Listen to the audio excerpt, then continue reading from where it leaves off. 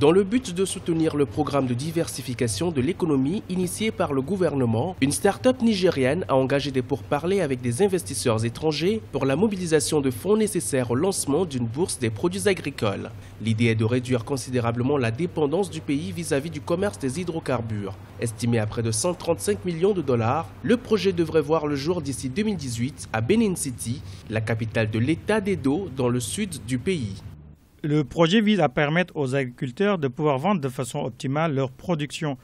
Ce centre de stockage sera facile d'accès pour les exportateurs et ces derniers n'auront plus besoin d'envoyer des agents récupérer les produits par petits lots auprès des agriculteurs. Confronté à d'importants défis économiques, le Nigeria tente d'augmenter ses investissements dans l'agriculture pour accroître les exportations et réduire les importations alimentaires qui lui ont coûté plus de 3 milliards de dollars en 2015. L'économie du plus grand producteur de pétrole en Afrique a été fortement touchée par la baisse de la production et les prix du brut sur le marché international. Ceci représente plus de 90% du revenu étranger et 2/3 des recettes publiques.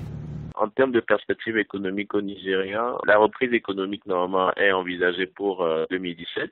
Je pense qu'aujourd'hui, le Nigeria doit beaucoup se concentrer sur la production, mais en même temps avec le niveau d'industrialisation, parce que le Nigeria a toutes les capacités de pouvoir développer une industrie de transformation digne de ce nom. Cette croissance qui dépend de la rente pétrolière doit pouvoir être diversifiée pour aller vers les autres secteurs de l'économie, c'est-à-dire l'agriculture et éventuellement l'industrie.